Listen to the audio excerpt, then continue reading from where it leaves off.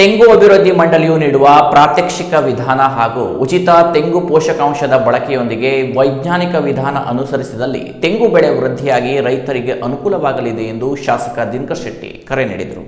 ತೆಂಗು ಅಭಿವೃದ್ಧಿ ಮಂಡಳಿ ಬೆಂಗಳೂರು ಮತ್ತು ಎವಿಪಿ ರೈತ ಉತ್ಪಾದಕ ಸಂಸ್ಥೆ ಕುಮಟಾ ಸಹಯೋಗದಲ್ಲಿ ಕೃಷಿ ಇಲಾಖೆ ಆವರಣ, ತೋಟಗಾರಿಕಾ ಇಲಾಖೆ ರಸ್ತೆಯ ಎವಿಪಿ ಉತ್ಪಾದಕ ಸಂಸ್ಥೆಯ ಸಭಾಂಗಣದಲ್ಲಿ ನಡೆದ ರೈತರಿಗೆ ಉಚಿತ ತೆಂಗು ಪೋಷಕಾಂಶ ವಿತರಣಾ ಕಾರ್ಯಕ್ರಮವನ್ನು ಉದ್ಘಾಟಿಸಿ ಮಾತನಾಡಿದ ಶಾಸಕರು, ಗ್ರಾಮೀಣ ಭಾಗದಲ್ಲಿ ತೆಂಗು ಬೆಳೆ ಹೆಚ್ಚಿಸಲು ಎವಿಪಿ ರೈತ ಉತ್ಪಾದಕ ಸಂಸ್ಥೆಯು ಹಲವಾರು ವರ್ಷಗಳಿಂದ ನಿರಂತರ ಕಾರ್ಯಕ್ರಮಗಳನ್ನು ಹಮ್ಮಿಕೊಳ್ಳುತ್ತಿದ್ದು, ಇಂದು ದೊಡ್ಡ ಪ್ರಮಾಣದಲ್ಲಿ ನನ್ನ ಕ್ಷೇತ್ರದ ರೈತರಿಗೆ ಉಚಿತ ತೆಂಗು ಪೋಷಕಾಂಶ ವಿತರಿಸುತ್ತಿರುವುದು ಶ್ಲಾಘನೀಯವಾಗಿದೆ.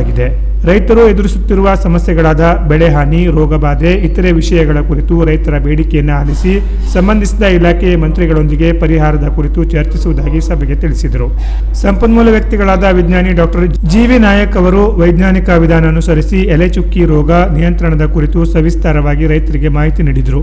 ಕಾರ್ಯಕ್ರಮದ ಅಧ್ಯಕ್ಷತೆ ವಹಿಸಿದ್ದ ಎವಿಪಿ ರೈತರು ಉತ್ಪಾದಕ ಸಂಸ್ಥೆಯ ಅಧ್ಯಕ್ಷರಾದ ಗಣಪತಿ ಎಸ್ ನಾಯ್ಕ್ ಅವರು ಮಾತನಾಡಿ, ಕೂಜಳ್ಳಿ ಹಾಗೂ 3 ಕ್ಲಸ್ಟರ್ಗಳಿಂದ 380 ಹೆಕ್ಟೇರ್ ಪ್ರದೇಶದ 1024 ರೈತರಿಗೆ 2ನೇ ಸಾಲಿನ ತೆಂಗು ಪೋಷಕಾಂಶಗಳಾದ ಬೇವಿನ ಹಿಂಡಿ, ಡಯಾಜ್, ಎಕ್ಸೋಗುನಾಂಜಲ್, ಬೇವಿನ ಎಣ್ಣೆ ನೀಡಲಾಗುತ್ತದೆ ಹಾಗೂ ಮಂಡಳಿಯ ಪ್ರಮುಖ ಯೋಜನೆಗಳಾದ ತೆಂಗು ಪ್ರಾತ್ಯಕ್ಷಿಕ, ತೋಪು ನಿರ್ಮಾಣ ಯೋಜನೆ, ಕೇರಾ ಸುರಕ್ಷಾ ವಿಮಾ ಯೋಜನೆ, ತೆಂಗು ಹೊಸ ತೋಟ ನಿರ್ಮಾಣ ಯೋಜನೆ, ರೈತರ ಹೊಲದ ಮಣ್ಣು ಪರೀಕ್ಷೆ ಸೇರಿದಂತೆ ಮಂಡಳಿ ಮೂಲಕ ಅನುಷ್ಠಾನಗೊಳಿಸುತ್ತಿರುವ ವಿವಿಧ ಯೋಜನೆಗಳ ಕುರಿತು ಮಾಹಿತಿ ನೀಡಿ ರೈತರು ಸಂಸ್ಥೆಯೊಂದಿಗೆ ಸಂಪರ್ಕ ಸಾಧಿಸಿ ಪ್ರಯೋಜನ ಪಡೆದುಕೊಳ್ಳಲು ತಿಳಿಸಿದರು. ಕಾರ್ಯಕ್ರಮದಲ್ಲಿ ತೆಂಗು ಅಭಿವೃದ್ಧಿ ಮಂಡಳಿಯ ತಾಂತ್ರಿಕ ಅಧಿಕಾರಿ ಕಿಶೋರ್ ಕುಮಾರ್, ಎವಿಪಿ ಸಲಹಾ ಸಮಿತಿ ಸದಸ್ಯರಾದ ಎಸ್.ವಿ. ಹೆಗಡೆ, ಸಂಸ್ಥೆಯ ನಿರ್ದೇಶಕರಾದ ಕೃಷ್ಣ ನಾಯ್ಕ್, ತಿಮ್ಮಣ್ಣ ಭಟ್, ಈಶ್ವರ ಎಂ. ಕೋಡಿಯಾ, ಗ್ರೂಪ್ ಮುಖಂಡರಾದ ಸುಬ್ರಾಯ್ ಶಾನ್ಬಾಗ್, ಶಾಂತಾರಾಮ್ ಉಪಸ್ಥಿತರಿದ್ದರು.